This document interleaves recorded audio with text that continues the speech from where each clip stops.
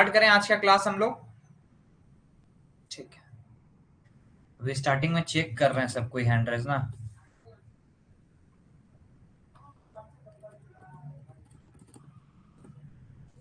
चलिए कोई बात नहीं, ठीक है। तो क्लास स्टार्ट करने से पहले हम एक बार क्लास का समरी आप लोगों को बता दे रहे हैं कि कैसे कैसे क्लास होगा आपके आने वाले दिन में। बहुत बच्चों को कंफ्यूजन है, बहुत सा कंफ्यूजन क्रिएट हुआ है आपके माइंड में कि कैसे कैसे क्लास होगा, टेक्निकल कैसे होगा, नॉन टेक्निकल कैसे होगा, मेरा क्लास कब होगा, मंडल सर का क्लास कब होगा, शांभवी मैडम का नॉन टेक क्लास कब होगा। तो थोड़ा सा 5 मिनट हम स्टार्टिंग में लेना चाहेंगे। आपको एक बार हम कोर्स के बारे में डिस्क्राइब कर दें कैसे कैसे आपका कोर्स आने वाले दिन में चलने वाला है ना। आप लोग देखिए, इस कोर्स में डेली 3 क्लास होगा। जितने भी बच्चे ऐड हैं एमसीएल वाले ग्रुप में, या जितने भी बच्चे अभी यहाँ पे मौजूद हैं, आप लोग का 3 क्लास होगा पर डे। ठीक है, 3 क्लास पर डे। इसमें जो पहला क्लास होगा वो आपका मंडल सर का होगा। इसके पहले जो बच्चे ज्वाइन किए थे, जो कनेक्ट किए थे उस क्लास में, उनको पता होगा। उसमें आप लोग ईएमटी पढ़िएगा, न्यूमेरिकल देखिएगा, है ना।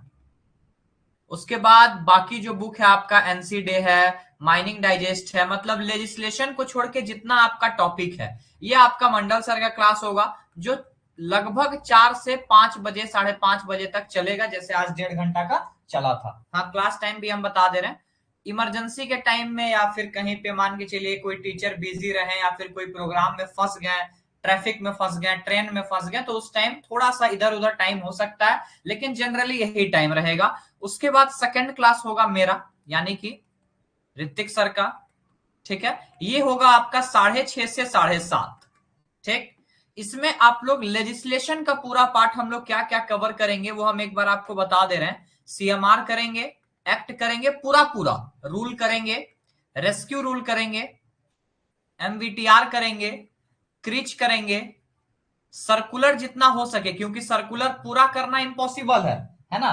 सर्कुलर करेंगे हम लोग, जो गैजेट है अंडर सीएमआर उसको करेंगे, ओएसएच कोड करेंगे। अगर सिलेबस आ गया एमसीएल का और उसमें बोल दिया कि एक्ट ही पढ़ना है, तो ओएसएच कोड हम लोग अभी नहीं करेंगे। लेकिन सिलेबस अगर नहीं आया तो हम लोग एक्ट भी पढ़ेंगे, ओएसएच कोड भी पढ़ेंगे। इतना चीज हम लोग पढ़ेंगे। उसके बाद थर्ड क्लास होगा आपका ननटेक का। ननटेक का क्लास शांभवी मैडम लेती है, जो पुराने स्टूडेंट है उनको पता है। शांभवी मैम लेगी ननटेक का क्लास। मैम से अभी बात हुई नहीं है मेरी, तो जब बात होगा तो हम आपको टाइमिंग ननटेक का बता देंगे। ऐसे ननटेक का टाइम मोस्ट प्रोबेबली आपका सुबह में होगा। ठीक है, 10 बजे, 10:30 बजे, 11 के बीच में आपका इस टाइम पे आपका क्या होगा, ननटेक का क्लास होगा। ननटेक के क्लास में आपका ऑलरेडी रिकॉर्डेड मैथ्स चल रहा है, अभी लाइव क्लास भी चलेगा। रीजनिंग, जीके अभी नहीं हुआ है, जीएस हुआ है, जियोग्राफी वगैरह, मतलब नॉर्मल जो चीज है वो हो गया है। बाकी एमसीएल से रिलेटेड यानी उड़ीसा से रिलेटेड कोई फैक्ट, जनरल नॉलेज, ये सब हम मैम को बोल देंगे कराने के लिए। मतलब नॉनटेक का भी कंप्लीट सिलेबस आपको इसी कोर्स में मिल जाएगा। तो ये 3 पार्ट में हम लोग क्लास को डिस्ट्रीब्यूट किए हैं। 3 लाइव क्लास डेली बेसिस पे आपको मिलने वाला है इस कोर्स में। 2 का टाइमिंग बता दिए। तीसरा आपका ये जो नॉनटेक का क्लास है, वेडनेसडे या फिर थर्सडे से आपका कंडक्ट होना स्टार्ट हो जाएगा। बाकी आज और कल मंडल सर का हो गया, मेरा भी अभी हो रहा है। ननटेक का क्लास आपका 2 दिन बाद से स्टार्ट हो जाएगा। पेमेंट ऑटो पे नहीं होता है, जब आपका कोर्स खत्म होगा तो आपको करना होगा। ठीक है, ये हम एक बार कंफर्म कर लेंगे अंशु, इसके लिए टेंशन मत लीजिए। ये हम एक बार कंफर्म कर लेंगे, स्टार्टिंग से ना हो। लेकिन मान के चलिए अभी जो उस फोल्डर में नहीं है, जो उस फोल्डर में नहीं है और एमसीएल के लिए जो इंपॉर्टेंट है वो अगर छूटा हुआ है तो उसको स्टार्टिंग से हम करवा देंगे।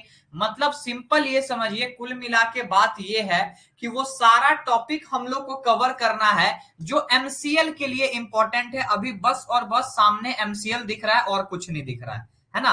महानदी कोल फील्ड लिमिटेड के लिए जो भी इंपॉर्टेंट है, टेक्निकल नॉन टेक्निकल में जो भी इंपॉर्टेंट है वो सब चीज हम लोग करेंगे। ठीक है, आपका डेली लाइव क्लास होगा, क्लास के बाद आपका रिकॉर्डिंग और उसका जो पीपीटी है यानी स्टडी मटेरियल है उसको अपलोड किया जाएगा। और एक बात, बहुत ज्यादा डिटेल में हम लोग क्लास नहीं करेंगे, क्यों, कवर हम लोग सब चीज करेंगे लेकिन ऊपर ऊपर से, ऊपर ऊपर से इन द सेंस, क्यों, क्योंकि हमारे पास टाइम है बस 3 महीना का, और इस 3 मंथ में हम लोग को अपना सिलेबस को कवर करना है, अपना सिलेबस को कंप्लीट करना है। आप लोग को भी पता होगा, है ना। तो 2 चीज बहुत अच्छे से पढ़ के 8 पूरा चीज छोड़ देना मेरे हिसाब से ये चालाकी नहीं है। अच्छे से हम लोग धीरे धीरे करके रिवाइज करेंगे और 10 का 10 चीज, मतलब हम एक एग्जाम्पल बता रहे हैं, हर एक चीज को टच करते हुए आप लोग का सिलेबस कंप्लीट करा देंगे। ठीक है, तो चलिए। हाँ, गेम तो ननटेक का है, गेम तो ननटेक का ही है। चलिए ठीक है, उसका ननटेक का हो जाएगा, उसका टेंशन मत लीजिए। अभी हम लोग फिलहाल स्टार्ट करते हैं। ये आप लोग का रोड मैप है, एक तरीके से ब्लूप्रिंट कह लीजिए, ब्लूप्रिंट है। और किसी को कोर्स से रिलेटेड कोई दिक्कत है तो अभी बता सकते हैं। कोर्स से रिलेटेड, फीस से रिलेटेड, कंटेंट से रिलेटेड किसी को कोई दिक्कत है, मॉक टेस्ट से रिलेटेड दिक्कत है, स्टडी मटेरियल से रिलेटेड दिक्कत है, लाइव क्लास से रिलेटेड दिक्कत है, या रिकॉर्डेड क्लास से रिलेटेड दिक्कत है, तो आप अभी बता सकते हैं। जितने भी स्टूडेंट है यहाँ पे 45 स्टूडेंट अवेलेबल है। किसी को कोई डाउट है कोर्स को लेके? अब हम लोग स्टार्ट करें अपना आज का क्लास।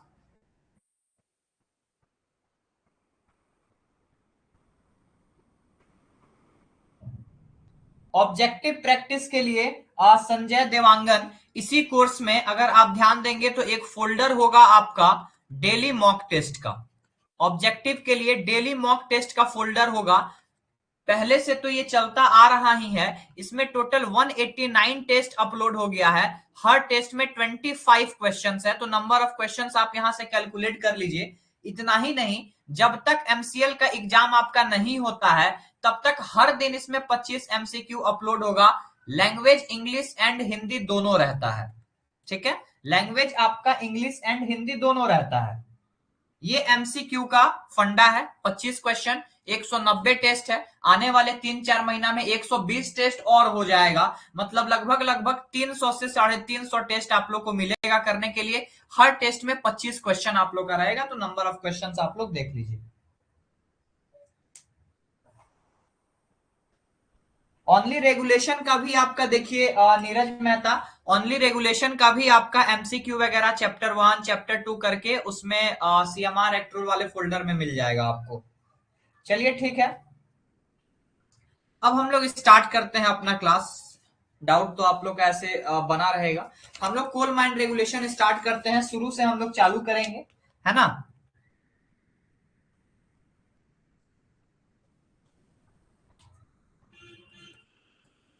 सीएमआर 2017, ठीक है। ये एक पूरा रीढ़ का हड्डी है आप लोग का, जो टेक्निकल पार्ट है उसके लिए ये रीढ़ का हड्डी है सीएमआर 2017। हाँ, उसको आगे बढ़ाएंगे, रंजीत कुमार नायक, उसको आगे बढ़ाएंगे अभी बहुत जल्द, टेंशन मत लीजिए, उसको आगे बढ़ाया जाएगा। चलिए, तो हम लोग सीएमआर 2017 अब स्टार्ट करते हैं, स्टार्टिंग से, मतलब एकदम बेसिक से। एकदम बेसिक मतलब जिसको अभी तक सीएमआर 2017 के बारे में कुछ नहीं पता है, उस हिसाब से हम लोग चालू करेंगे।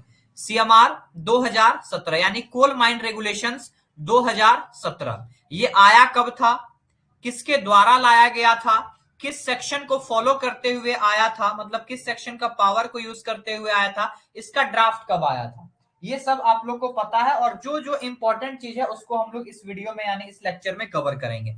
तो सबसे पहले इसका इंप्लीमेंट डेट ऑन गैजेट जो ये आया था 27 नवंबर 2017 को आया था। ठीक है, इसी सीएमआर 2017 का एक ड्राफ्ट बना था। ठीक है, इंपॉर्टेंट डेट जो है उसको याद करके रखिएगा। जो ड्राफ्ट बना था 20 अक्टूबर 2011 को इसका एक ड्राफ्ट बना था, यानी कोल माइन रेगुलेशन का।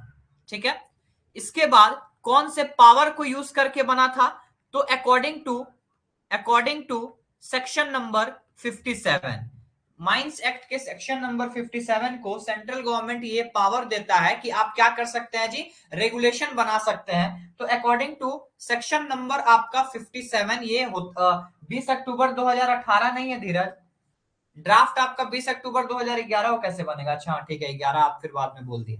ठीक है, देखिए इस सीएमआर 2017 के पहले आपका सीएमआर 1957 था। ध्यान से बस सुनते रहिएगा, अगर लिखना है तो लिख भी सकते हैं। सीएमआर 1957 आया था, जिसका इंप्लीमेंटेशन डेट 24 अक्टूबर 1957 था। इसके बारे में अब आपको बहुत कुछ जानना नहीं है, हम लोग सीएमआर 2017 के बारे में सब चीज देखते हैं। इस सीएमआर 2017 में टोटल आपका 260 रेगुलेशन है। अभी जस्ट हम बेसिक बता रहे हैं, रेगुलेशन स्टार्ट करेंगे अभी। 17 चैप्टर इसमें नया, मतलब 17 चैप्टर इसमें टोटल है सीएमआर 2017 में।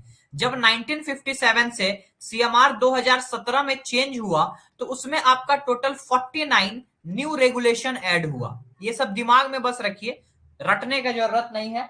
49 यानी 49 नया रेगुलेशन ऐड हुआ और एक नया चैप्टर ऐड हुआ मीथेन एक्सप्लोरेशन का। एक नया चैप्टर टोटल ऐड हुआ। सीएमआर 2017 में आपका total number of schedule, total number of schedule एक है, जिसमें हम लोग प्लान के बारे में पढ़ते हैं। फॉर इंफॉर्मेशन आप ये याद रख सकते हैं कि सीएमआर 1957 में टोटल 3 शेड्यूल था, जिसको घटा के अब आपका सीएमआर 2017 में टोटल नंबर ऑफ शेड्यूल एक बच गया है। मतलब एक शेड्यूल है जिसमें हम लोग क्या पढ़ते हैं, प्लान एंड सेक्शन से रिलेटेड। जो हम लोग आपका चिन्ह देखते हैं कि ऑक्सिलरी फैन को कैसे दिखाना है मैप में, स्टोन डस्ट बैरियर को कैसे दिखाना है, इनटेक एयर को कैसे दिखाना है, ये सारा चीज हम लोग पढ़ते हैं। ठीक है, यहां तक किसी को कोई डाउट नहीं है। देखिए और एक चीज जो इंपॉर्टेंट है, कोल माइन रेगुलेशन 2017 जो पब्लिश हुआ, वो पब्लिश हुआ under ministry of labour and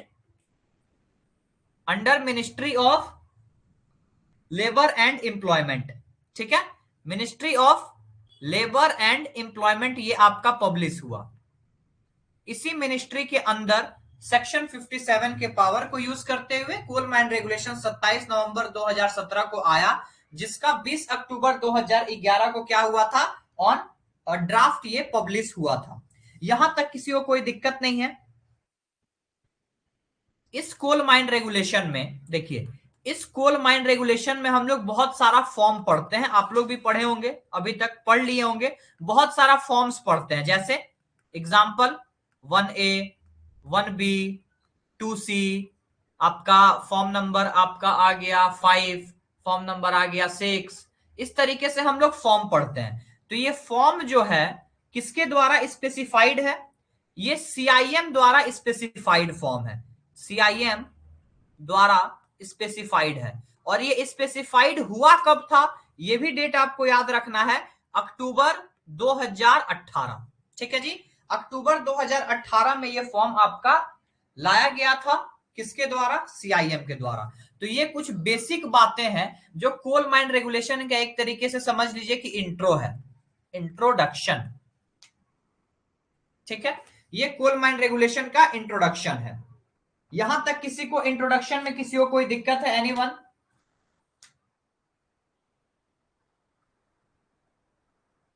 हाँ तो धीरज, जब हम लिख रहे हैं उस टाइम जो लिख रहे हैं तो उस टाइम उसका आप आंसर कर सकते हैं। जैसे हम बोल रहे हैं ना कि टोटल नंबर ऑफ शेड्यूल इसमें कितना है कोल माइन रेगुलेशन में, तो उसका आंसर आप यहाँ पे लिख सकते हैं। ठीक है, चैट बॉक्स में उसका आंसर लिख लीजिए, आप लोग का रिवीजन हो जाएगा। जैसे हम पूछे कोल माइन रेगुलेशन 1957 कब आया, तो मेरे लिखने से पहले आप आंसर उसका कर दीजिए, ये कर सकते हैं। किसी को कोई डाउट नहीं है? अब हम लोग स्टार्ट करें coal mine regulation main book अपना। चलिए चैप्टर नंबर 1 हम लोग देखते हैं।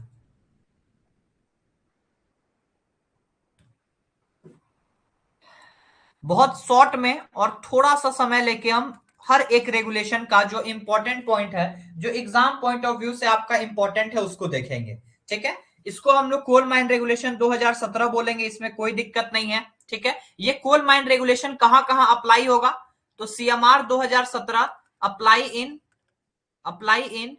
All coal mines. ठीक है, ऑल कोल माइंस में ये अप्लाई होगा, इंडिया का जितना कोल माइंस है। ठीक है, इंडिया का जितना कोल माइंस है, चाहे वो प्राइवेट है चाहे वो गवर्नमेंट है, किसी भी तरीके का, अरे एप्पल लिख दिए, एक सेकेंड, किसी भी तरीके का कोल माइंस है, उसमें आपका ये कोल माइन रेगुलेशन 2017 अप्लाई होगा।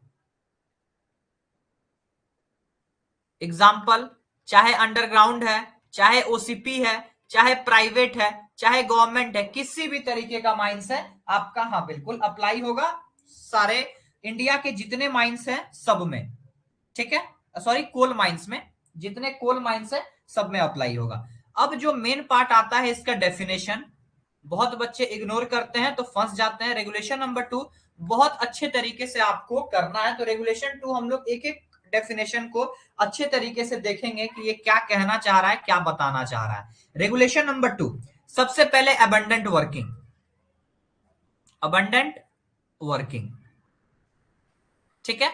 अबंडेंट वर्किंग क्या है, अगर हम शॉर्ट में इसको बताएं, मतलब ऐसा कोई सा भी वर्किंग जो बंद हो गया है और फ्यूचर में ओपन नहीं होगा, ठीक है। ऐसा कोई सा भी वर्किंग, यहां पे लिख लीजिए, वर्किंग जो बंद हो गया है,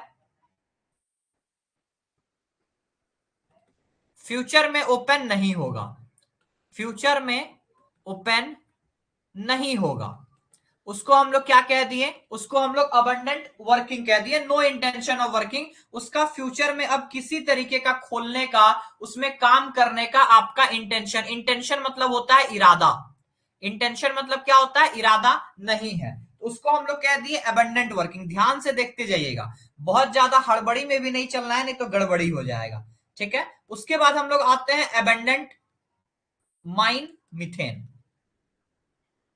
abundant mine methane, abundant mine methane किस बला का नाम है, मतलब ये एक ऐसा नेचुरल गैस है, ये क्या है, नेचुरल गैस है, जो कहां से हम लोग निकाले हैं, कहां से रिकवर किए हैं, अबंडेंट कोल माइन से, अबंडेंट अबंडेंट कोल माइंस से निकला हुआ, निकला हुआ नेचुरल गैस है, जिसको हम क्या कह रहे हैं, अबंडेंट माइन मिथेन। हाँ बिल्कुल, CH4, ठीक। अब एक्ट, एक्ट तो समझना नहीं है, mines act 1952, approved safety lamp, ये सब में ज्यादा हम लोग टाइम देंगे नहीं, ठीक है। Approved safety lamp, approved safety lamp मतलब किसी के द्वारा अप्रूव्ड होगा, तो किसके द्वारा अप्रूव्ड होता है, मतलब अप्रूव्ड सेफ्टी लैंप मतलब ऐसा कंपनी इसको बनाए, ऐसा कोई फर्म बनाए, फर्म मतलब नॉर्मल कंपनी ही आप समझ सकते हैं, जिस किसके द्वारा अप्रूव्ड हो, कंपनी या फर्म अप्रूव्ड बाय CIM, ऐसा सेफ्टी लैंप जिसको एक ऐसा कंपनी या फर्म बनाए जो CIM के द्वारा अप्रूव्ड है, ठीक है। हाँ बिल्कुल, ये आप लोग इस तरीके से आंसर करते जाइए। अब आते हैं सीधे हम लोग असिस्टेंट मैनेजर पे।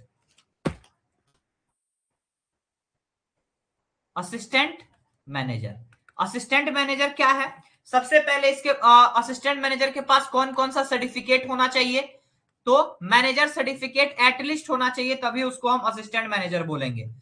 अपॉइंट कौन करेगा, अपॉइंटेड बाय, कौन अपॉइंट करेगा बताइए, अपॉइंटेड बाय बताइए आप लोग, तब तक हम पॉइंट नंबर 3 लिखते हैं। ड्यूटी क्या होगा असिस्टेंट मैनेजर का, ड्यूटी क्या होगा, management, management control supervision,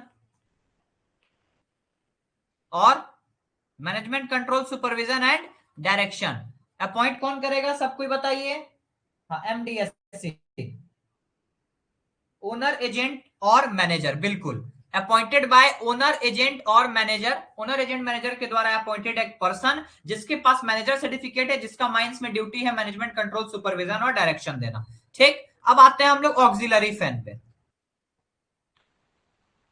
auxiliary fan, auxiliary fan क्या है, ये आपका ध्यान से देखिएगा, ऑक्सिलरी फैन आपका फोर्सिंग भी हो सकता है, फोर्सिंग यानी हवा को ढकेलने वाला, एग्जॉस्ट फैन मतलब हवा को खींचने वाला, ठीक है। तो हवा को ढकेलने वाला फैन भी हो सकता है और हवा को खींचने वाला भी हो सकता है। इसको हम लोग यूज कहां करेंगे, used in below ground mines, हमेशा इसको बिलो ग्राउंड माइंस में आपका यूज करेंगे, किस चीज के लिए यूज करेंगे, फॉर वेंटिलेटिंग, फॉर वेंटिलेटिंग मतलब समझ रहे हैं, वेंटिलेटिंग मतलब सब कोई समझ रहे हैं, हवा पहुंचाने के लिए, हवा देने के लिए, हवा ढकेलने के लिए या हवा खींचने के लिए, ठीक है। For ventilating a district including one और मोर फेस, एक या एक से अधिक फेस किसी एक सिंगल डिस्ट्रिक्ट को आपको हवा देना है या उससे हवा खींचना है, तो एग्जॉस्ट फैन देना है, तो फोर्सिंग फैन का आप यूज करेंगे, बिल्कुल। हाँ बिलो ग्राउंड में यूज होगा। अब देखिए, अब आते हैं average output, average output, average output क्या होता है, एक बार हम समझा दें आपको। एवरेज आउटपुट मतलब होता है पर मंथ का एवरेज आउटपुट, हर एक महीना का average output preceding financial year में, ठीक है। हाँ बिल्कुल, 1 फेज से 2 फेज, ठीक है। चलिए अब आते हैं हम लोग एवरेज आउटपुट पे। प्रीसीडिंग फाइनेंशियल ईयर में एवरेज आउटपुट पर मंथ, जितना टोटल आउटपुट हुआ है वर्किंग से, टोटल आउटपुट का एवरेज आउटपुट पर मंथ, मतलब जितना आपका आउटपुट हुआ है उसका एवरेज आउटपुट पर मंथ, कब का? पिछले फाइनेंशियल ईयर का, मतलब 12 महीना का आउटपुट हम लोग लिए, ठीक है।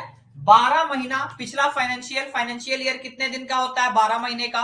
तो 12 महीना का आउटपुट लिए, उसका हर एक महीना का एवरेज आउटपुट, हर एक महीना का जो एवरेज आउटपुट होगा उसी को हम लोग बोलेंगे एवरेज आउटपुट, सारे वर्किंग से।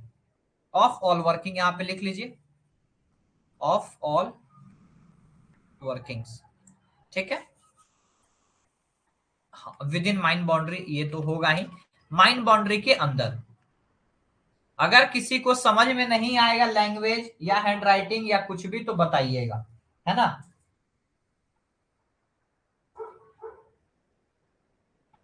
हाँ बिल्कुल। हाँ, ओपन कास्ट में आपका ओबी प्लस कोल दोनों आता है, क्योंकि उसमें ओवर बर्डन हम लोग रिमूवल करते हैं, ओवर बर्डन हैंडल करते हैं। फिर से बोले, देखिए प्रकाश गोपे, हम ये कह रहे थे एवरेज आउटपुट मतलब कि एक, मान के चलिए कोई माइंस है, उसका पिछला फाइनेंशियल ईयर का मतलब आप लोग को पता होगा 1 अप्रैल से स्टार्ट होता है 31 मार्च तक। तो पिछला फाइनेंशियल ईयर यानी हो गया आपका 1 अप्रैल 2024 से लेके 31 मार्च 2025 तक। तो इस फाइनेंशियल ईयर में पूरा महीना का अप्रैल, मई, जून, जुलाई, अगस्त, इसी तरह करके 12 मंथ का हम लोग प्रोडक्शन लेंगे, और फिर उस 12 मंथ का प्रोडक्शन का हर महीना का एवरेज आउटपुट निकालेंगे। हर महीना का जो एवरेज आउटपुट निकलेगा, एवरेज जो प्रोडक्शन निकलेगा, उसी को हम लोग कहेंगे एवरेज आउटपुट। समझ में आया सबको? चलिए अब हम लोग देखते हैं बैंक्समैन। बैंक्समैन क्या होता है, एकदम दिमाग खोल के रखिएगा क्लास में। बैंक्समैन क्या होता है, ठीक है।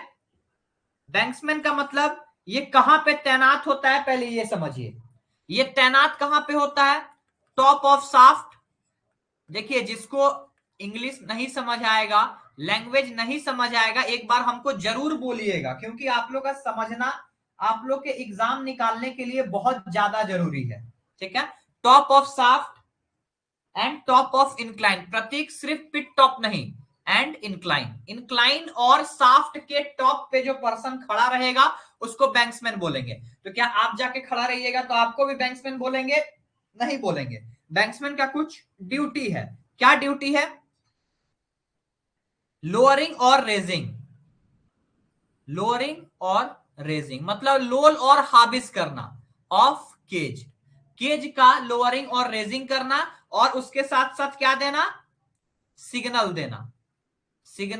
देना। ये काम है आपके बैंक्समैन का। इसमें बहुत ज्यादा डिटेल हम लोग नहीं करेंगे, ठीक है। बस इतना कर लेंगे कि आप लोग को समझ में कॉन्सेप्ट आ जाए कि बैंक्समैन होता क्या है। अगर क्वेश्चन पूछ दिया कि बैंक्समैन कहां तैनात रहेगा, साफ्ट में तैनात रहेगा, इंक्लाइन में रहेगा, इनसेट में रहेगा, कि पिट बॉटम में रहेगा, है ना, या बोथ दे दिया, तो साफ्ट और इंक्लाइन आपको आना चाहिए। जैसे मान के चलिए फॉर एग्जाम्पल यहां पे हम एक क्वेश्चन देते हैं आप लोग को, क्वेश्चन नंबर 1 आज के क्लास का। जैसे हम शॉर्ट में लिख देते हैं कि बैंक्समैन विल स्टैंड ऑन। अगर आपके दिमाग में बस पिट टॉप रहा और पिट टॉप ऑप्शन ही में नहीं रहा, ये आपका दे दिया इनसेट, पिट बॉटम, और आपका दे दिया इंक्लाइन, और दे दिया none of the above. D में क्या दे दिया? नन। तो अगर जो बच्चे सिर्फ पिट टॉप पढ़े वो इसमें क्या मारेंगे? वो इसमें मारेंगे नन, और उनका हो जाएगा गलत, क्योंकि टॉप ऑफ शाफ्ट के साथ साथ बैंक्समैन इंक्लाइन पे भी रहता है, ठीक है। क्लियर है सबका? इनसेट में नहीं रहता है, इनसेट में आपका ऑनसेटर रहते हैं अनुज, इनसेट में ऑनसेटर। चलिए बैंक्समैन हो गया ना। अब हम लोग आगे बढ़ते हैं बूस्टर फैन में। यहां पे देखते हैं बूस्टर फैन। बूस्टर फैन क्या होता है? बूस्टर फैन क्या होता है? ये एक मैकेनिकल वेंटिलेटर है। मैकेनिकल मतलब यांत्रिक समझिए, मैकेनाइज्ड एक वेंटिलेटर है, used in below ground. Used in below ground. ये बिलो ग्राउंड में क्यों यूज होता है? एयर करंट को बूस्ट करने के लिए। एयर करंट को बूस्ट करने के लिए, मतलब एक तरीके से एयर करंट को बूस्ट करने के लिए, एयर करंट को बूस्ट करने के लिए, यानी उसका स्पीड बढ़ाने के लिए एक तरीके से कहिए तो दे सकते हैं।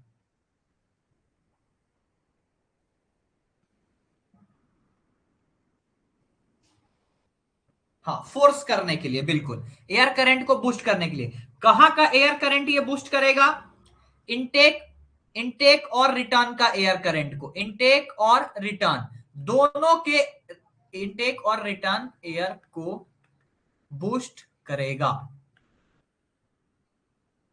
ठीक है, इनटेक और रिटर्न एयरवे को ये बूस्ट करेगा। बूस्टर फैन मैकेनिकल वेंटिलेटर है जो अंडरग्राउंड माइंस में हम लोग यूज करते हैं। कोल, कोल का मतलब क्या हो गया? कोल का मतलब पढ़े हैं आप लोग सब कोई, एंथ्रासाइट, बिट्यूमिनस। थर्ड में आपका क्या आ जाएगा? लिग्नाइट। फोर्थ में आपका क्या आ जाएगा? पीट। पांचवा में क्या आ गया? एनी कार्बन मैटर जिसको बेचा जा रहा है, any carbon material sold as coal. कोई सा भी और कार्बोनेशियस मटेरियल जिसको कोल के रूप में बेचा जा रहा है उसको भी हम कोल ही बोलेंगे, उसको भी हम कोयला ही बोलेंगे। ठीक है, उसके बाद कमिटी। कमिटी में तो बहुत कुछ आपको जानना नहीं है, जब एक्ट पढ़ाएंगे तब इसके बारे में बोलेंगे। अपॉइंटेड अंडर किस सेक्शन के तहत अपॉइंटेड होता है ये सबको पता होना चाहिए। Appointed under section number 12। ठीक, उसके बाद हम लोग आ जाते हैं कंपिटेंट पर्सन पे। सीपी मतलब, सीपी मतलब कंपिटेंट पर्सन। हाँ, सेल और मार्केटेड स्कूल, बिल्कुल। सीपी मतलब आपका क्या हो गया जी? Competent person. देखिए मेरे क्लास में थोड़ा इंटरेक्शन हम ज्यादा चाहते हैं सबसे, इसीलिए आप लोग जितना हो सके कमेंट कीजिए, खुद में क्वेश्चन पूछिए, खुद को बताइए, है ना? जो नहीं समझ में आ रहा है हमसे पूछिए, क्लास ऐसे इंटरेस्टिंग बनेगा। कंपिटेंट पर्सन मतलब क्या होता है? कंपिटेंट पर्सन मतलब क्या होता है? कोई ऐसा person age of, age of 20 years और मोर, 20 साल या 20 साल से ज्यादा होना चाहिए, उसको हम कंपिटेंट पर्सन बोलेंगे। तो क्या आप सबका 20 साल के ऊपर हो रहा होगा, आप लोग कंपिटेंट पर्सन है? नहीं है, क्योंकि इसके लिए एक कंडीशन है। क्या कंडीशन है? 20 साल तो होना ही चाहिए। अपॉइंटेड बाय मैनेजर, आप लोग को कोई अपॉइंट किया है जी? आप लोग को कोई मैनेजर अपॉइंट किया है? अपॉइंटेड बाय मैनेजर अगर किया है तो अभी तक आप कंपिटेंट पर्सन कहलाएंगे, है ना? उसके बाद मैनेजर द्वारा अपॉइंटेड है, किस काम के लिए? सुपरवाइज और परफॉर्म द वर्क। सुपरवाइज और परफॉर्म द वर्क, ये इसका ड्यूटी है। और ये ड्यूटी देगा कौन? ये ड्यूटी देंगे मैनेजर साहब। ठीक है, ये ड्यूटी कौन देगा कंपिटेंट पर्सन को? मैनेजर साहब देंगे। अच्छा, आप लोग गए नहीं? हाँ, तो कंपिटेंट पर्सन मतलब किसी भी वर्क या मशीनरी से रिलेटेड एक ऐसा पर्सन जो 20 साल या उससे ज्यादा उम्र का हो, जिसको मैनेजर उस काम के लिए सुपरवाइज या परफॉर्म करने के लिए उसको रखा गया, या किसी ऑपरेशन को चलाने के लिए। इसमें आपका include short firer, includes short firer, मतलब कंपिटेंट पर्सन के डेफिनेशन में ही शॉर्ट फायरर भी आता है। शॉर्ट फायरर भी एक कंपिटेंट पर्सन ही है। ठीक है, इतना। उसके बाद आगे बढ़ते हैं हम लोग अब। कॉन्ट्रैक्टर, कॉन्ट्रैक्टर क्या होता है बताने का जरूरत नहीं है, इसमें अगर याद करना है आप लोग को तो याद कर लीजिए इसमें कौन कौन आएगा। सबसे पहले इसमें इंडिविजुअल यानी कोई एक अकेला पर्सन। उसके बाद एसोसिएशन ऑफ इंडिविजुअल, अकेला पर्सन का समूह, एसोसिएशन ऑफ इंडिविजुअल। फिर इसमें कौन आ जाएगा? कंपनी, कोई एक कंपनी है जो ठेका ले सकता है। चौथा वहां का कोई लोकल बॉडी है, लोकल बॉडी है। पांचवा लोकल अथॉरिटी है, कोई लोकल अथॉरिटी है, ये लोग कॉन्ट्रैक्टर बन सकते हैं। ठीक है, ये लोग कॉन्ट्रैक्टर बन सकते हैं। Difference between auxiliary and booster fan, 1 minute Ranjeet हम बता दे रहे हैं, कॉन्ट्रैक्टर कंप्लीट कर ले तब आपको बता दे रहे हैं। लोकल बॉडी और लोकल अथॉरिटी है, ठीक है, जो क्या करेंगे, ये क्या करेंगे, प्रोवाइड सर्विस, ये माइंस में सर्विस देंगे। कोई एक काम को रिलेटेड, जैसे आपको साफ्ट सिंकिंग करना है, आपको साफ्ट सिंकिंग करना है, तो उसके लिए आप कॉन्ट्रैक्टर को दे दिए कि आप मजदूर, जैसे आप लोगों को घर बनाना होता है तो कॉन्ट्रैक्ट बेसिस पे दे देते हैं ना, उसी तरह माइंस में कोई काम होता है जो कॉन्ट्रैक्ट बेसिस पे कराना होता है, तो वो कॉन्ट्रैक्टर को दिया जाता है। ठीक है, जो प्रोवाइड सर्विस या फिर operation on contract basis, contract basis पे ये माइंस में सर्विस या ऑपरेशन अपना देते हैं। ठीक है, हाँ, अब किसका क्वेश्चन था, auxiliary fan and booster fan. देखिए किसका क्वेश्चन था जी, रंजीत का था आई थिंक, हाँ रंजीत। देखिए ऑक्सिलरी फैन क्या है, किसी एक डिस्ट्रिक्ट के एक से दूसरे फेस में जब आपको हवा पहुंचाना है तो डक्ट लगा के आप ऑक्सिलरी फैन वहां लगा देते हैं, और जब सेम हवा को आपको तेज करना है, जितना हवा चल रहा है उतना ही रहेगा, बस उस हवा को ढकेल के आपको तेज कर देना है, उसमें फोर्स लगा देना है, करंट लगा देना है, तो वो काम आपका बूस्टर फैन करता है। ठीक है, समझ में आया, ये एक सिंपल इसका डिफरेंस है। हाँ, एक डिस्ट्रिक्ट के एक या एक से अधिक फेस को वेंटिलेट करता है ऑक्सिलरी फैन, और बूस्टर फैन एयर को बूस्ट कर देता है, ढकेल देता है। ये आपका कॉन्ट्रैक्टर हो गया। अब आते हैं deep whole drilling and blasting. Deep whole drilling and blasting, सबसे पहले तो ये deep whole drilling and blasting use कहां होता है, यूज्ड इन ओपन कास्ट, सिर्फ ये ओपन कास्ट माइंस में ही यूज होगा।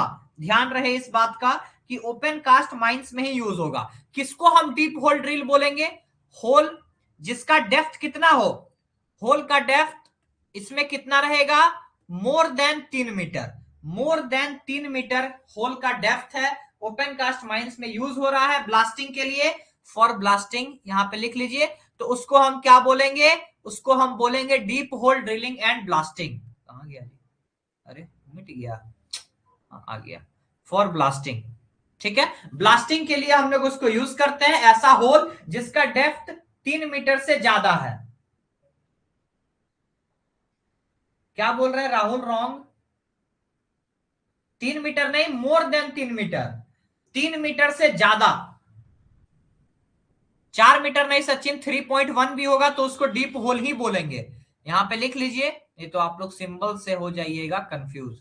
मोर देन 3 मीटर, 3 मीटर से ज्यादा, यानी 3.1 मीटर भी हो सकता है। चलिए, डीप होल हो गया। अब आते हैं डिजाइनर। डिजाइनर क्या होता है, डिजाइनर क्या होता है, तो डिजाइनर में भी कौन कौन आता है देख लीजिए। इंडिविजुअल, कोई अकेला पर्सन डिजाइनर हो सकता है, ठीक, अकेला पर्सन का समूह भी डिजाइनर हो सकता है। ये सारा चीज आप लोग को याद करना है जो हम लिखा रहे हैं, पॉइंट बाय पॉइंट इसको आप याद कर लीजिएगा। एसोसिएशन ऑफ इंडिविजुअल, तीसरा कंपनी और इंस्टीट्यूशन, कंपनी और इंस्टीट्यूशन, ये लोग क्या करेंगे, जैसे कॉन्ट्रैक्टर थे तो कॉन्ट्रैक्टर सर्विस प्रोवाइड कर रहे हैं माइंस में कि हमसे आप काम लीजिए, हमको पैसा दीजिए। ठीक है, हाँ, फेस में ऑक्सिलरी फैन होता है बिल्कुल। उसके बाद डिजाइनर क्या करेंगे, डिजाइनर आपका कोल माइनिंग सिस्टम को, कोल माइनिंग सिस्टम या फिर मेथड को डिजाइन करने वाला पर्सन होता है। सिस्टम या फिर मेथड को क्या करेगा, डिजाइन करेगा, डिजाइन करेगा। ऐसा कोई इंडिविजुअल या एसोसिएशन ऑफ इंडिविजुअल जो कोल माइनिंग सिस्टम को या फिर कोल माइनिंग के मेथड को या किसी मशीनरी को, इसमें आप क्या कह सकते हैं, किसी मशीनरी को डिजाइन करे। डिजाइन करना अलग होता है, बनाना अलग होता है। जैसे अगर आप घर बनाते हैं तो उसका डिजाइनिंग करवाते हैं कि ऐसे ऐसे घर रहेगा। ठीक है, चलिए डिजाइनर हो गया। अब आते हैं डिसकंटिन्यूड वर्किंग। ध्यान दीजिएगा, जब हम अपना चैनल खोले थे आज से 3 साल पहले, तो सबसे पहला वीडियो मेरा इसी से रिलेटेड था, अबंडेंट वर्किंग, डिसकंटिन्यूड वर्किंग और डिफ्यूज वर्किंग। अभी भी आप लोग जाके यूट्यूब में देखिएगा तो ये वीडियो मिलेगा, और उस टाइम का आवाज और अभी की आवाज में जमीन आसमान का फर्क आ गया है, with the help of your support and love. चलिए, डिसकंटिन्यूड वर्किंग क्या होता है? सबसे पहले तो ये ऐसा वर्किंग है जिसको किसी रीजन से डिसकंटिन्यू किया गया है माइंस में, किसी रीजन से डिसकंटिन्यू यानी बंद कर दिया गया है काम, यहां पे डिसकंटिन्यूड किया है, किसी रीजन से इसको डिसकंटिन्यूड किया गया है ऐसे काम को। ठीक, डिजाइनर सब माइंस में होता है ऐसा नहीं है, सब माइंस में होता है डिजाइनर ऐसा नहीं है प्रकाश गोपे। डिजाइनर एक ऐसा आदमी होता है जो कोल माइनिंग या कोल माइनिंग के मेथड को या सिस्टम को, किसी मशीनरी को डिजाइन करता है, ये माइंस में नहीं होता है। हाँ देखिए, 3 चीज होता है, मैन्युफैक्चरर, डिजाइनर और सप्लायर। सप्लायर उसको सप्लाई करता है माइंस में, मैन्युफैक्चरर उसको बनाता है, डिजाइनर उसका डिजाइन करता है। ठीक है, देखिए, तो डिसकंटिन्यूड वर्किंग में क्या है, किसी रीजन से वो जगह, काम का प्लेस आपका डिसकंटिन्यूड है और इनएक्सेसिबल है। इनएक्सेसिबल मतलब आप वहां पे जा नहीं सकते हैं, इनएक्सेसिबल मतलब जा नहीं सकते हैं, आप उस जगह पे जा नहीं सकते हैं। और तीसरा इसका पॉइंट क्या है, likely to be worked again, फिर से काम शुरू होगा, फिर से काम शुरू होगा, किसी कारण से बंद हुआ था। ठीक है, ऐसा कोई जगह है जहां पे काम किसी कारण से बंद हुआ था, उसको आप पैक कर दिए, वहां पे आप जा नहीं सकते हैं, लेकिन वहां काम फिर से शुरू होगा, तो ऐसे वर्किंग को आप डिसकंटिन्यूड वर्किंग कहते हैं। ठीक है जी, चलिए अब आते हैं हम लोग डिस्ट्रिक्ट मजिस्ट्रेट पे। डिस्ट्रिक्ट मजिस्ट्रेट, डिस्ट्रिक्ट मजिस्ट्रेट क्या है, डीएम। डीएम का मतलब समझते हैं, इसी को हम लोग डिप्टी कमिश्नर भी बोलते हैं। ठीक है, डिस्ट्रिक्ट का यानी जिला का मालिक, जिस माइंस में, जिस माइंस में, सॉरी जिस डिस्ट्रिक्ट में माइंस है, हम लिख रहे हैं जिस माइंस में डिस्ट्रिक्ट है, सॉरी, जिस डिस्ट्रिक्ट मतलब होता है जिला, जिस डिस्ट्रिक्ट में माइंस है उस डिस्ट्रिक्ट का, उस डिस्ट्रिक्ट का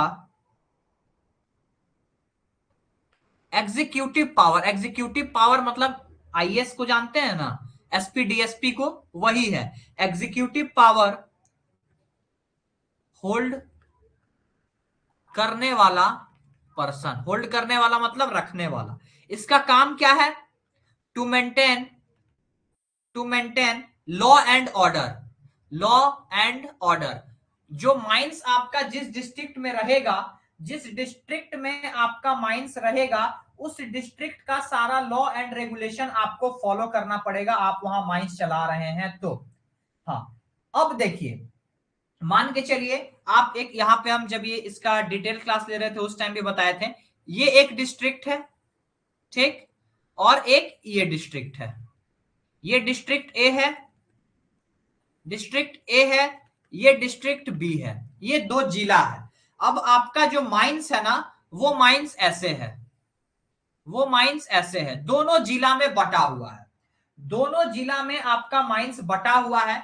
तो ऐसा अगर माइंस है जो दो जिला में बटा हुआ है, तो इस हिसाब से इस माइंस का जो डिस्ट्रिक्ट मजिस्ट्रेट होगा, मतलब जो इस माइंस में अपना पावर को यूज करेगा, वो कौन होगा, वो कौन होगा, authorised by central government, authorised by central government. अगर एक ही माइंस दो डिस्ट्रिक्ट में फैला है तो, दो डिस्ट्रिक्ट में स्प्रेड है तो, ठीक है, उस माइंस का, उस माइंस में कौन सा डीएम का पावर चलेगा, जो डीएम सेंट्रल गवर्नमेंट द्वारा ऑथोराइज्ड होगा। ठीक, चलिए अब आते हैं, देखिए हम बहुत स्पीड से चल रहे हैं, ठीक है, स्पीड से चल रहे हैं, आप लोग को किसी चीज में दिक्कत होगा, कोई चीज नहीं समझ में आएगा तो पूछ लीजिएगा। रिवीजन का मतलब ये नहीं कि समझ में नहीं आ रहा है फिर भी आगे बढ़ रहे हैं, वो बेवकूफी हुआ, वो रिवीजन नहीं हुआ, है ना। तो आप लोग पूछ लीजिएगा एक बार। डिसयूज्ड वर्किंग देखते हैं क्या होता है। हम लोग डिसकंटिन्यूड पढ़े जहां पे काम किसी कारण से बंद कर दिया गया है। अब डिसयूज्ड क्या होता है, जहां पे वर्क टेम्पररली स्टॉप्ड है। टेम्पोररली, टेम्पोररली स्टॉप्ड है मतलब वहां पे काम फिर से चालू होगा, इतना तो फिक्स है। टेम्पररली बंद है मतलब वहां पे काम फिर से चालू होगा, ठीक। और वो एक्सेसिबल होगा, काम अगेन चालू होगा। और ये आपका एक्सेसिबल होगा मतलब आप ऐसे जगह पे जा सकते हैं। एक्सेसिबल होगा मतलब जा सकते हैं। इसी के रेफरेंस में अगर हम डिसकंटिन्यूड देखें तो यहां पे हम क्या लिखे हैं, देखिए इनएक्सेसिबल है मतलब आप वहां पे नहीं जा सकते हैं, वहां पे फिर से काम शुरू होगा लेकिन अभी बंद है, तो उसको डिसकंटिन्यूड बोलेंगे। काम वहां पे टेम्पररली स्टॉप्ड है, काम फिर से चालू होगा लेकिन आप वहां पे जा सकते हैं, आपका जाना परमिसिबल है, तो उसको हम लोग डिसयूज्ड बोलेंगे। और डिसयूज्ड वर्किंग के अंदर ही अनयूज्ड वर्किंग भी आता है। इट इंक्लूड्स अनयूज्ड वर्किंग, जिसका आप यूज नहीं किए, अनयूज्ड वर्किंग भी इसी के अंदर आता है। हाँ, फ्यूचर में ये चालू होगा, अगेन चालू होगा। अब आते हैं हम लोग एक्सप्लोसिव। तो एक्सप्लोसिव का वही मतलब होगा जो आपके एक्सप्लोसिव एक्ट में होगा। एक्सप्लोसिव का मतलब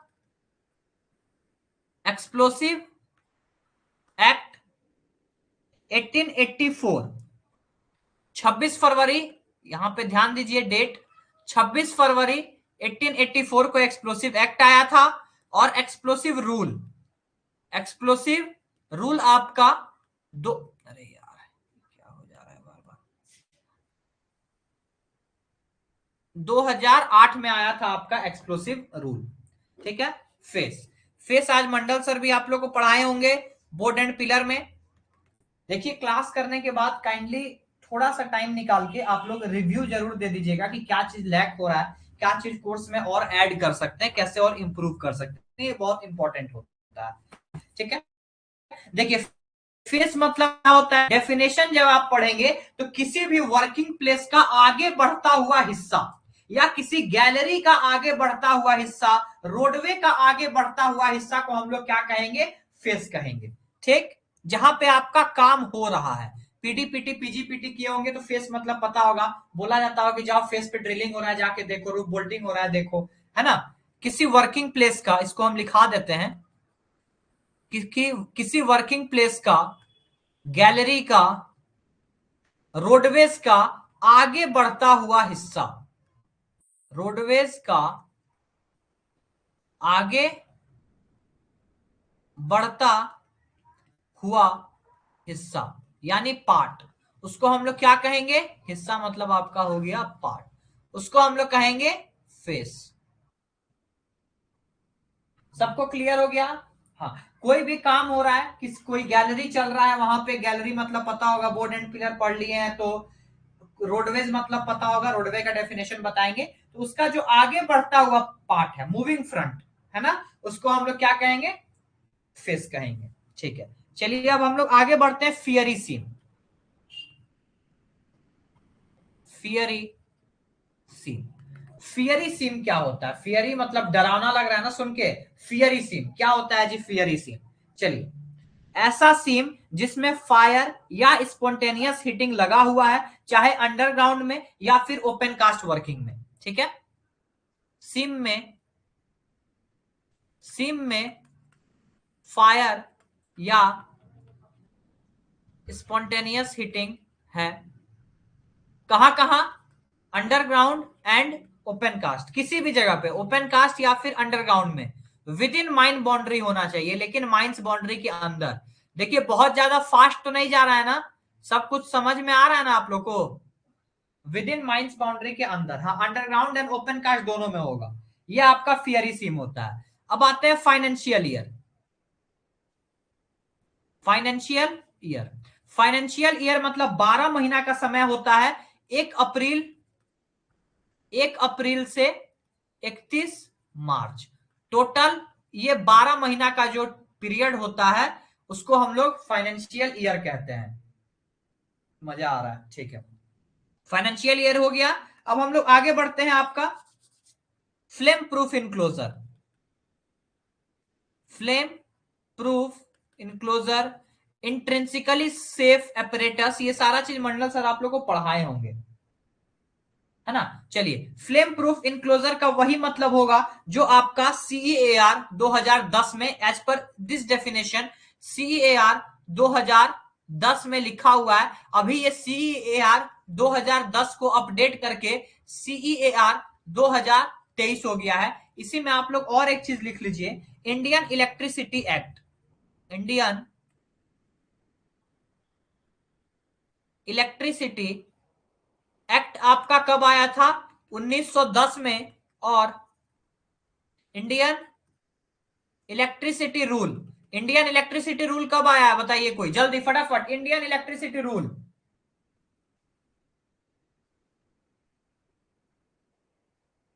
हाँ, लगा भी तो बाहर नहीं आता है, वो बता रहे हैं। इंडियन इलेक्ट्रिसिटी रूल बताइए। नहीं, गलत, धीरज का गलत है। इंडियन इलेक्ट्रिसिटी रूल कोई बताइए, और कोई? बिल्कुल, 1956। 1956 में आपका इंडियन इलेक्ट्रिसिटी रूल आया है। जो आप 2010 बोल रहे हैं धीरज, वो सेंट्रल इलेक्ट्रिसिटी अथॉरिटी रेगुलेशन था। तो इस बात को आप लोग ध्यान रखिएगा, 1956 में आपका इंडियन इलेक्ट्रिसिटी रूल आया था और Indian electricity act 1910। Flame proof enclosure मतलब एक ऐसा इनक्लोजर है, मतलब एक बक्सा है समझिए, कि उसके अंदर कोई कुछ भी रखेंगे, इलेक्ट्रिसिटी का स्पार्क लगा, CH4 में आग, मतलब उसमें आग नहीं पकड़ेगा, पकड़ा भी तो फ्लेम बाहर नहीं आएगा, उसको हम लोग फ्लेम प्रूफ इनक्लोजर कहते हैं। अब फॉर्म, फॉर्म का, अरे पेज खत्म हो गया, कितना पढ़ लिए जी, पेज ऐड कर लें, 1 मिनट।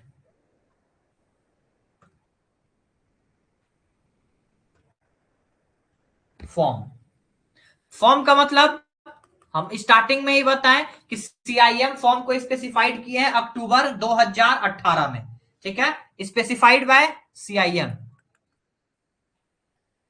स्पेसिफाइड बाय CIM, ठीक है। CIM द्वारा स्पेसिफाइड है। टोटल नंबर ऑफ फॉर्म भी हम लोग पढ़ेंगे। गैस, गैस का मतलब क्या हो जाएगा? फ्यूम और वेपर। ये छोटा सा डेफिनेशन है, इसमें कुछ समझना नहीं है। फ्यूम और वेपर का मतलब आपका, 1 मिनट प्रतीक, लास्ट में जिसका जिसका छूटेगा ना, लास्ट में बताइएगा, हम दिखा देंगे, लिख लीजिएगा। हाँ, फ्यूम और वेपर, बिल्कुल, ये आपका गैस हो गया। अब देखिए, अब एक ही साथ हम समझा देते हैं। First degree mines, second degree mines और थर्ड डिग्री। हैंडराइटिंग पे मत जाइएगा इस 3 महीना में या 4 महीना, जितना दिन भी एग्जाम में है, हैंडराइटिंग पे मत जाइएगा, कॉन्सेप्ट पकड़िएगा, कॉन्सेप्ट समझिएगा, ठीक है। देखिए, first degree mines, second degree mines, third degree mines, किसी भी माइंस में, यानी डिग्री ऑफ गैसीनेस, इसको हम लोग क्या कहते हैं जी? Degree of गैसीनेस। कि कौन सा माइंस कितना डिग्री का है। 3 डिग्री होता है माइनिंग में, कोल माइनिंग में, first degree, second degree, third degree. और ये हम लोग क्लासिफाई कैसे करते हैं? ये हम लोग, इरेज हो गया क्या जी? हम भी फॉर्म में आके इरेज कर दे रहे हैं, चलिए कोई बात नहीं। क्या क्या इसमें पढ़े थे जी, हम फिर से लिख दे रहे हैं। फ्लेम प्रूफ इनक्लोजर था ना, फॉर्म था, 1 मिनट थोड़ा सा हमको समय दीजिए। स्पेसिफाइड बाय CIM, और गैस था, गैस मतलब फ्यूम्स और वेपर। चलिए, हाँ, हम लोग क्या देख रहे थे? Degree of gassiness, degree of gassiness. 3 degree होता है गैसीनेस में आपका, फर्स्ट, सेकेंड और थर्ड। ये डिपेंड किस पे करता है? डिपेंड किस पे करता है, ये देखिए। डिग्री ऑफ गैसीनेस कैसे बताएंगे कि कौन सा माइंस किस डिग्री पे है। ये दो चीज पे डिपेंड करता है। उस माइंस में percentage of CH4 in general body of air, normal हवा में CH4 का परसेंटेज क्या है, इस पे डिपेंड करता है। और दूसरा, 1 टन कोल निकालने में, 1 टन कोल एक्सट्रैक्ट करने में कितना CH4 निकल रहा है, कितना CH4 निकल रहा है, मतलब रेट ऑफ इमिशन कहते हैं इसको। क्या कहते हैं हम लोग? Rate of emission. 1 टन कोयला निकालने में कितना CH4 निकल रहा है, और नॉर्मल माइंस में किसी जनरल बॉडी ऑफ एयर में किसी जगह पे CH4 का परसेंटेज क्या है। इन दोनों चीज पे आपका डिपेंड करता है कि डिग्री ऑफ गैसीनेस क्या होगा। डिग्री ऑफ गैसीनेस 3 होता है, जैसा हम बताएं, फर्स्ट डिग्री, सेकेंड डिग्री और आपका थर्ड डिग्री। ध्यान से देखिएगा। तो जनरल बॉडी ऑफ एयर में अगर आपका जो मीथेन गैस है वो 0.1 से ज्यादा नहीं है, देखिए या तो नहीं है, कुछ भी नहीं है तो भी फर्स्ट डिग्री में आएगा, वहां गैस निकल ही नहीं रहा है फिर भी फर्स्ट डिग्री में आएगा। और अगर निकल रहा है तो नॉट एक्सीड 0.1%। अगर गैस नहीं मिल रहा है तो भी फर्स्ट डिग्री में आएगा, और 0.1 से ज्यादा नहीं मिल रहा है तो भी आपका कहां आएगा? फर्स्ट डिग्री में आएगा। ठीक। अब रेट ऑफ इमिशन देखते हैं। दो क्राइटेरिया देखें, हम लोग यहां पढ़े ना जी कि दो क्राइटेरिया में डिपेंड करता है, रेट ऑफ इमिशन और percent of CH4 in general body of air. तो जनरल बॉडी ऑफ एयर में 0.1% से ज्यादा नहीं है, और rate of emission not exceed 1 cubic metre पर ton of coal produced. Rate of emission not exceed कितना? 1 क्यूबिक मीटर पर टन ऑफ कोल प्रोड्यूस्ड। मतलब 1 टन कोयला निकालने में जो CH4 निकल रहा है वो 1 क्यूबिक मीटर से ज्यादा नहीं निकल रहा है, तब वो आएगा फर्स्ट डिग्री में। सबको समझ में आया? कंफ्यूजन नहीं है। अगर 1 टन कोयला निकालने में 1 क्यूबिक मीटर से ज्यादा CH4 नहीं निकल रहा है तब आएगा वो आपका, हाँ, इसको अप टू 1 क्यूबिक मीटर बोल सकते हैं, अप टू 1 क्यूबिक मीटर आपका आ जाएगा फर्स्ट डिग्री में। अब आते हैं सेकेंड डिग्री। सेकेंड डिग्री में जनरल बॉडी ऑफ एयर आपका कितना हो जाएगा? एक्सीड 0.1%। मतलब 0.1% से यदि ज्यादा आपका आ रहा है जनरल बॉडी ऑफ एयर में CH4 का परसेंटेज 0.1% से ज्यादा है तो वो सेकेंड डिग्री में आएगा। और रेट ऑफ इमिशन, मतलब 1 टन कोयला निकालने में कितना CH4 निकल रहा है, तो रेट ऑफ इमिशन कितना हो जाएगा? बिटवीन या फिर बिटवीन नहीं, मोर देन 1 क्यूबिक मीटर और up to 10 cubic metre. More than 1 cubic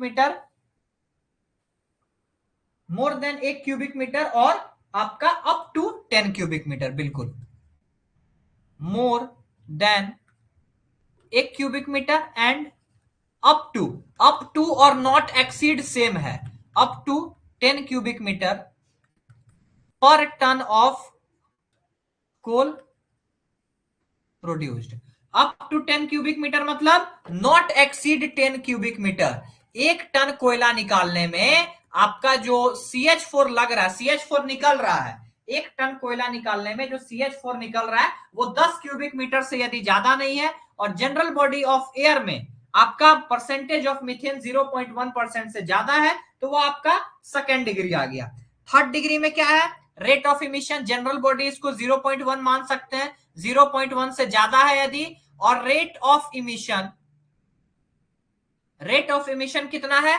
more than 10 cubic metre, more than 10 cubic metre पर टन ऑफ कोल प्रोड्यूस। मतलब समझिए कि 1 टन कोयला निकालने में 10 क्यूबिक मीटर से भी ज्यादा CH4 अगर निकल रहा है तो वो थर्ड डिग्री में हो गया और बहुत डेंजरस माइंस हो गया। ये आपका पूरा ब्यूरा है फर्स्ट डिग्री, सेकेंड डिग्री और थर्ड डिग्री का।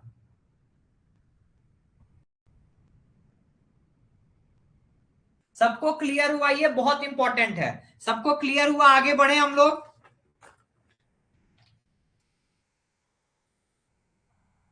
हाँ, वो सब अभी बताएंगे। जस्ट अभी ये जो जीबीए जीबीए आप देख रहे हैं ना, ये जो जीबीए देख रहे हैं, जनरल बॉडी ऑफ एयर, ये क्या है हम लोग इसको बताते हैं। देखिए, जनरल बॉडी ऑफ एयर मतलब होता है सामान्य, माइंस का सामान्य वातावरण।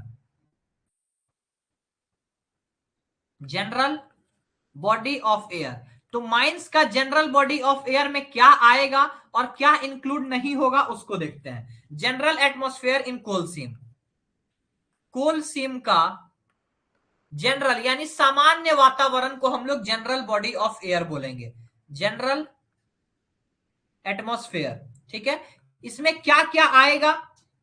रूफ कैविटी इंक्लूड है, रूफ कैविटीज इंक्लूड है, मतलब रूफ कैविटी का भी जो हवा है उसको जनरल बॉडी ऑफ एयर में लेंगे, लेकिन जनरल बॉडी ऑफ एयर में सील्ड ऑफ एरिया, यानी ऐसा एरिया जिसको आप सील कर दिए हैं, या फिर आप बोरहोल ड्रिल किए हैं, borehole drilled, not included, not included. ठीक है, वो इंक्लूड आपका नहीं होगा। ठीक है, ये इसका मेन पॉइंट है। Roof cavity not included, borehole, sealed off area, आसपास के कोई भी कोल सीम में, कोयला में आप उसको किए हैं तो वो इंक्लूड नहीं होगा। ठीक है, अब आते हैं गोफ। गोफ क्या होता है? तो नॉर्मल जहां से माइंस के जिस भी पार्ट से, ये तो अंडरग्राउंड माइनिंग का ये टर्म है, अंडरग्राउंड माइनिंग का जिस भी पार्ट से आप पिलर से कोयला निकाल लिए हैं उसको हम लोग गोफ बोलेंगे, बस इतना ध्यान रखिएगा। ठीक है, अंडरग्राउंड माइंस के पार्ट से, पिलर से कोल एक्सट्रैक्ट किया जा चुका है उसको हम लोग क्या बोल दिए? यहां पे गोफ बोल दिए। और लॉन्गवाल वर्किंग में है कि आपका जहां से कोल एक्सट्रैक्टेड हो चुका है लेकिन वो वर्किंग प्लेस नहीं है, तो बात वही हो गया, पिलर से आप कोयला को खा लिए हैं, वहां से सारा कोल निकाल दिए हैं, उस प्लेस को आप क्या कर दिए हैं? केविन करने के लिए छोड़ दिए, या फिर वहां पे स्टोइंग करेंगे, वो तो बात की बात है डिपिलरिंग में, उसको हम लोग गोफ कह दिए। ठीक है, अब आते हैं हम लोग हॉल रोड पे। हॉल रोड क्या होता है? तो हॉल रोड आपका ओपन कास्ट माइंस का टर्मिनोलॉजी है। ओपन कास्ट माइंस ऐसा रास्ता, रास्ता जिसमें HEMM चलता है, हैवी अर्थ मूविंग मशीनरी चलता है विद इन द माइन। ध्यान रहे, हॉल रोड हमेशा विद इन द माइन होगा, with in the mine, mines के अंदर। तो उसको हम लोग ऐसा रास्ता जिसमें ओपन कास्ट माइंस में HEMM चले, माइंस के अंदर, माइंस बाउंड्री के अंदर, उसको हम लोग बोलेंगे हॉल रोड। ठीक, अब आते हैं heavy earth moving machinery. HEMM की जो बात की है हम लोग, HEMM, heavy earth moving machinery. Heavy earth moving machinery क्या हो गया? ओपन कास्ट माइंस में यूज्ड ऐसा मशीन जो डिगिंग के लिए, ड्रिलिंग के लिए यूज हो रहा है, ड्रिल मशीन यूज हो रहा है, उसको हम लोग हैवी अर्थ मूविंग मशीनरी में बोलेंगे। लिख लीजिए, used in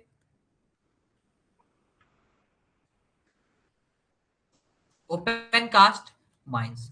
open cast mines में यूज इसको करेंगे। ठीक है, used for digging, drilling, etc, खोदने के लिए, ड्रिल करने के लिए। और इसमें एक डाटा है, इसमें हैंड हेल्ड ड्रिल इंक्लूड नहीं होगा। HEMM में क्या इंक्लूड नहीं होगा? Not include hand held drill, मतलब हाथ से जो ड्रिल कर रहे हैं, हाथ से जो ड्रिल कर रहे हैं वैसा मशीन HEMM में इंक्लूड नहीं होगा। एंड और ऐसा ड्रिल जो 50 mm तक का डाया ड्रिल कर रहा है, and drill used for 50 mm dia, वो इंक्लूड नहीं होगा। मतलब HEMM में इंक्लूड होने के लिए ड्रिल मशीन कितना डाया ड्रिल करना चाहिए? कम से कम 50 से ज्यादा, 50 से ज्यादा ड्रिल मशीन का dia should be more than 50 तब जाके वो इंक्लूड होगा में, इंक्लूडेड इन मतलब में कौन कौन सा ड्रिल मशीन हम लोग नहीं रखेंगे? वैसा ड्रिल मशीन जो 50 तक का डाया ड्रिल करता है, और वैसा मशीन जिससे हम लोग हाथ से ड्रिलिंग कर रहे हैं।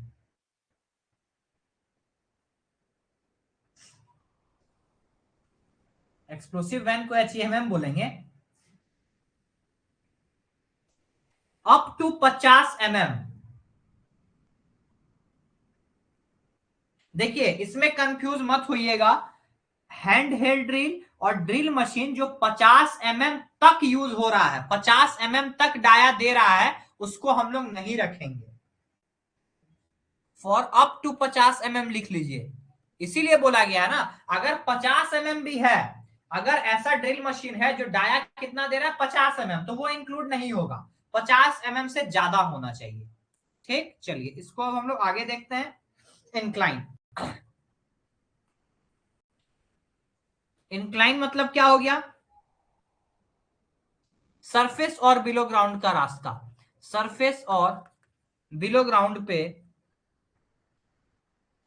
एक रास्ता। ये इंक्लाइन क्या होता है? इंक्लाइन आपका मोड ऑफ एंट्री है, mode of entry to below ground mines में जाने का रास्ता है। लाइक साफ्ट, साफ्ट क्या है? वर्टिकल रास्ता है, ये आपका इंक्लाइन है। ठीक है, क्या हुआ? एक नंबर बचा लिए? नहीं नहीं, हिंदी वाला में 50 नहीं, ध्यान रखिएगा। 50 तक है तो वो में नहीं आएगा। हम बार बार बोल रहे हैं, एक बार और आपको बता दे रहे हैं, 50 तक है तो वो में नहीं आएगा। में वैसा ड्रिल मशीन आएगा जो 50 से ज्यादा डाया ड्रिल कर सके। ठीक है, यही सब छोटा छोटा चीज होता है जिससे 1 नंबर 2 नंबर कटता है, और फिर वही बात हो जाता है कि 1 नंबर से सिलेक्शन रुक गया है ना। बहुत बच्चे अभी आए, 2-3 बच्चे 5 बच्चे चले भी गए कि ये सब डेफिनेशन पढ़ा हुआ है, इसमें क्या ही सीखेंगे, एक ही चीज कितना बार पढ़ेंगे।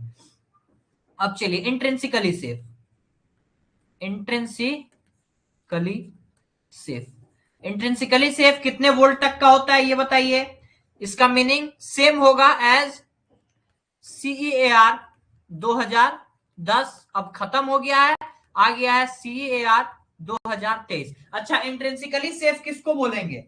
ऐसा मतलब ऐसा इनक्लोजर समझिए, ऐसा बक्सा जिसमें अंदर आग पकड़े ही ना, या फिर ऐसा बक्सा कि आग पकड़ भी ले तो उसमें इतना पावर ना हो कि वो CH4 को इग्नाइट कर सके। किसको हम लोग इंट्रिंसिकली सेफ बोलेंगे बताइए? Intrinsically safe not exceeding 30 volt, not exceeding 30 volt, 30 volt से ज्यादा नहीं होना चाहिए।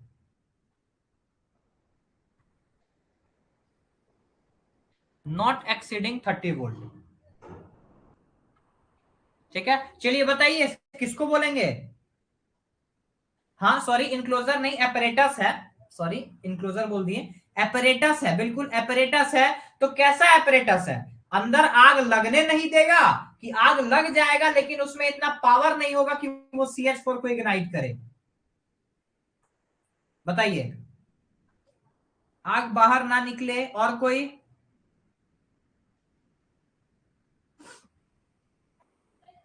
जल्दी बताइए, जल्दी आगे बढ़ेंगे फिर।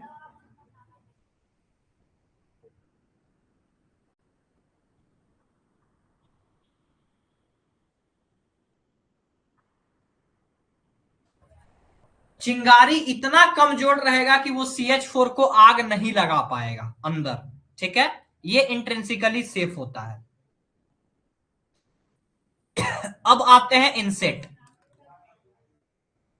इनसेट का क्या मतलब होता है? साफ्ट के बीच का रास्ता, साफ्ट के बीच का रास्ता, जैसे ये आपका साफ्ट है, यहां से आप माइंस के अंदर जा रहे हैं, ये आपका केज है, ये आपका मान के चलिए केज है। जस्ट एक रफ डायग्राम, मेरा डायग्राम बहुत अच्छा है, सबको पता होगा। तो ये आपका इनसेट हो गया, ये आपका क्या हो गया? इनसेट हो गया।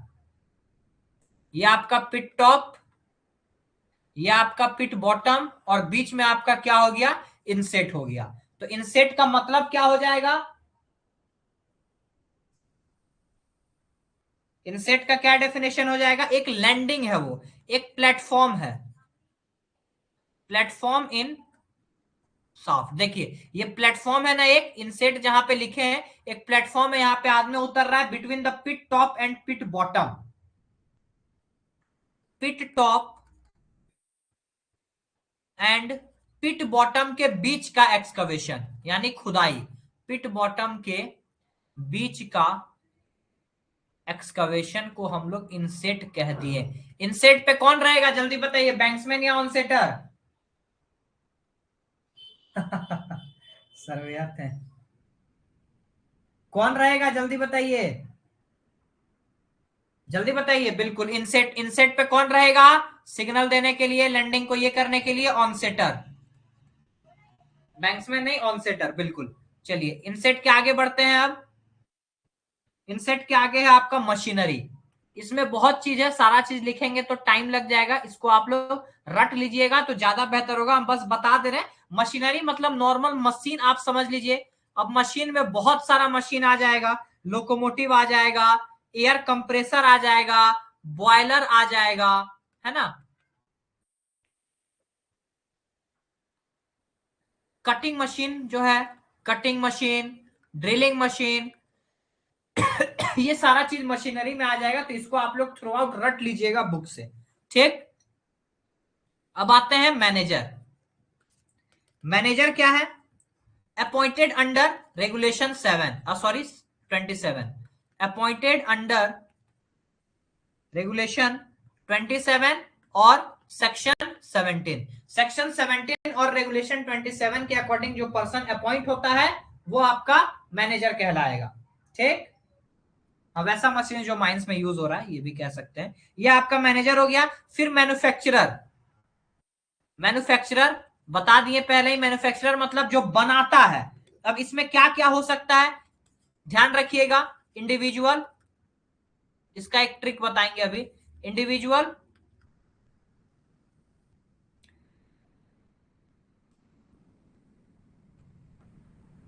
एसोसिएशन ऑफ इंडिविजुअल, कंपनी और इंस्टीट्यूशन, कंपनी और,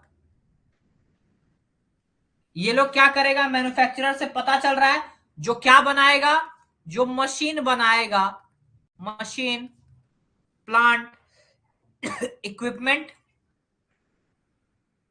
बनाता हो, बनाता हो। देखिए मैन्युफैक्चरर, सप्लायर और डिजाइनर का सेम है, कॉन्ट्रैक्टर में बस लोकल बॉडी और लोकल अथॉरिटी ऐड हो जाता है, ठीक है। उसके बाद आपका आ गया मटेरियल। मटेरियल में क्या है, मटेरियल में कोयला, पत्थर, डेब्रिज मतलब बड़ा बड़ा चट्टान, स्टोन या कोई सा भी मटेरियल। नहीं, मैन्युफैक्चरर, डिजाइनर, सप्लायर में लोकल बॉडी, लोकल अथॉरिटी नहीं ऐड होता है, फॉर्म भी ऐड नहीं होता है। तीनों में सेम होगा, मैन्युफैक्चरर, सप्लायर और डिजाइनर में इंडिविजुअल, एसोसिएशन ऑफ इंडिविजुअल और कंपनी और इंस्टीट्यूशन, ये आपका मटेरियल हो गया, ठीक है। अब आते हैं माइंस।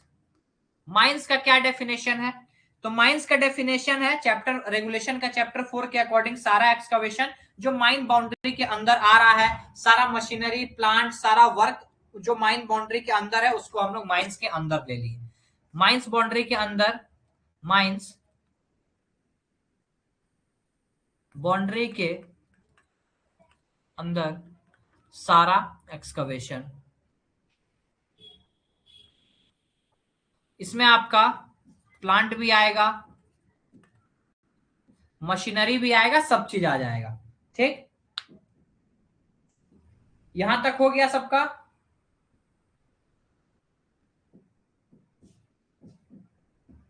कोई भी अदर मटेरियल सैम, कोई भी अदर मटेरियल बोला गया है, कोल हो गया, डेबरीज हो गया, पत्थर, चट्टान या कोई सा भी अदर मटेरियल को हम लोग मटेरियल ही कहते हैं।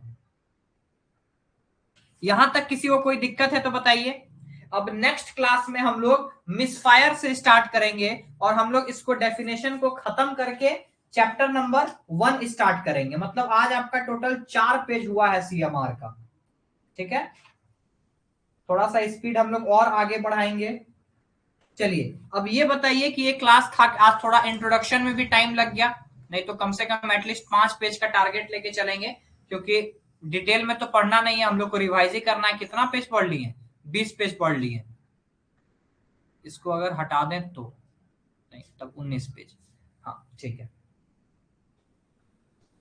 हम टॉप किए हैं। स्पीड और बढ़ा दें। चलिए अब फटाफट आप लोग का हम जिसको जिसको कुछ बोलना है अपना माइक ऑन करिए, हम यहाँ पे एक्सेप्ट करेंगे। नीरज मेहता, हाँ बोलिए नीरज, बोलिए नीरज मेहता, बोलिए। अब पानी पियेंगे, गला बैठ रहा है। हाँ ये रिवीजन ही चल रहा है। मतलब रिवीजन क्या, इन द सेंस कि इतना कर देंगे हर रेगुलेशन में कि आपका जो उधर एमसीएल में क्वेश्चन आएगा तो आप टच कर सके। जैसे फॉर एग्जांपल, जस्ट एक एग्जांपल लेते हैं, कोई डेफिनेशन का कौन सा डेफिनेशन ले लें, हाँ डिसयूज्ड वर्किंग का डेफिनेशन ले लें। तो ये डिसयूज्ड वर्किंग में 4 पॉइंट से ज्यादा नहीं पूछेगा। 4 पॉइंट टेम्पररली स्टॉप्ड है, काम फिर से चालू होगा, एक्सेसिबल है और इसमें अनयूज्ड वर्किंग भी शामिल है। माइक ऑप्शन वहीं पे होगा। प्रकाश गोपे, देखिए माइक ऑप्शन फुल स्क्रीन कीजिए आप। जब फुल स्क्रीन कीजिएगा तो आपको माइक ऑप्शन मिल जाएगा। स्पीड ठीक है? हैंड रेस के बगल में माइक ऑप्शन है, बिल्कुल हैंड रेस कीजिए। हैंड रेस का जो ऑप्शन है ना, हैंड रेस का ऑप्शन है वहीं पे आपका माइक है, उसको ऑन कीजिए। यहां पे मेरे पास रिक्वेस्ट आ जाएगा।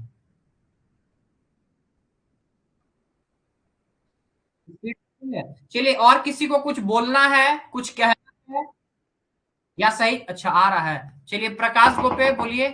साउंड नहीं आ रहा था। प्रकाश गोपे बोलिए, कुछ बोलना है क्या?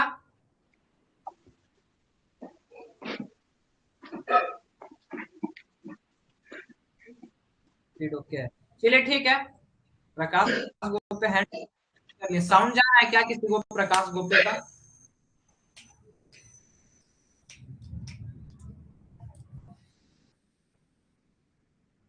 उत्तम, हाँ उत्तम बोलिए। मजा आ गया। साउंड नहीं आ रहा है, ये क्या बात है? आप लोग कुछ बोल नहीं रहे कि साउंड नहीं आ रहा है? अरे ये हेड,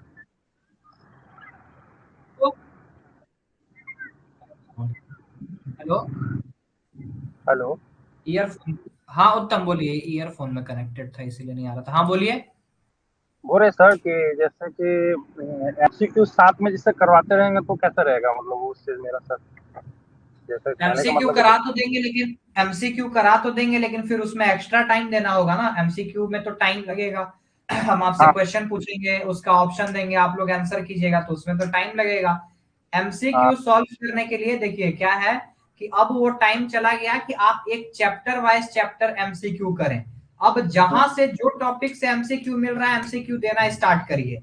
एमसीक्यू नहीं समझ में आ रहा है तो आपका मॉक टेस्ट का जो फोल्डर उसमें डाला हुआ है, वो मॉक टेस्ट का फोल्डर में जाके आराम से एमसीक्यू सॉल्व कीजिए। 180 90 एमसीक्यू है, लगातार उसको सेट मारिए आराम से।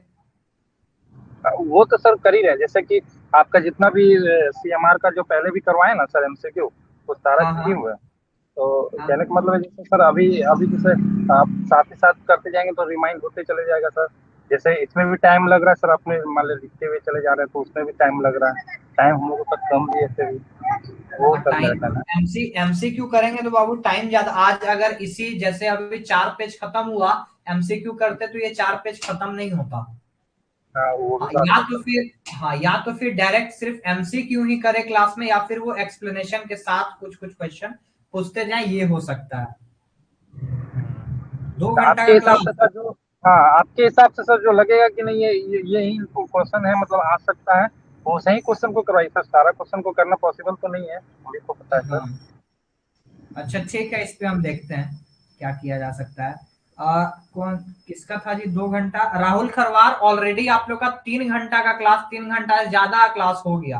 मतलब मंडल सर का 1.5 घंटा का हुआ, मेरा 1.5 घंटा होने वाला है। और जब सामवी मैडम क्लास लेगी तो 45 से 50 मिनट का क्लास उनका होगा। तो आप लोग का 3 से 3.5 घंटा का क्लास ऑलरेडी चल रहा है। आप लोग सेल्फ स्टडी कब कीजिएगा अगर 2-2 घंटा का क्लास होगा तो? वही सर, वही सर।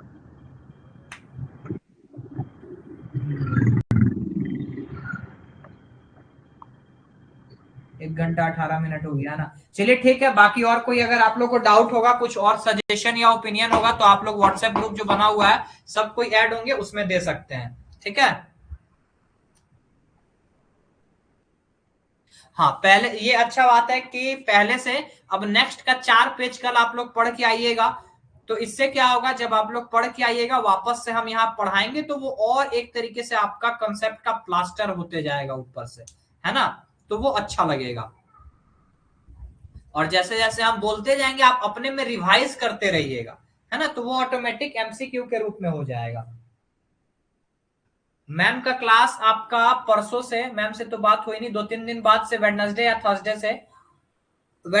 थर्सडे से स्टार्ट हो जाएगा ननटेक का क्लास। बाकी मंडल सर का क्लास और मेरा क्लास एज इट इज कल भी चलेगा। चलिए अब हम लोग क्लास को एंड करते हैं। अब कल मिलते हैं हम लोग। कल का भी टाइम टेबल आपको ग्रुप में मिल जाएगा। Thank you everyone, have a good day. आप सभी को तैयारी में लगे रहिए। Good night everyone, have a sweet dream.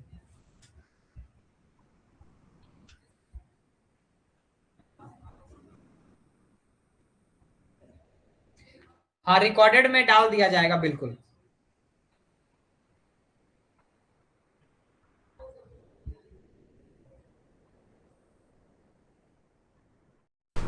Video में बने रहने के लिए आप सभी का बहुत बहुत धन्यवाद। ऐसे ही माइनिंग मिस्ट्री चैनल पे अपना सपोर्ट बनाए रखें और माइनिंग इंडस्ट्री के लेटेस्ट न्यूज़ और डेवलपमेंट से अप टू डेटेड रहने के लिए आप हमारे चैनल को सब्सक्राइब करें और बेल आइकन को ज़रूर प्रेस करें ताकि आपसे कभी भी कोई भी अपडेट मिस ना हो पाए।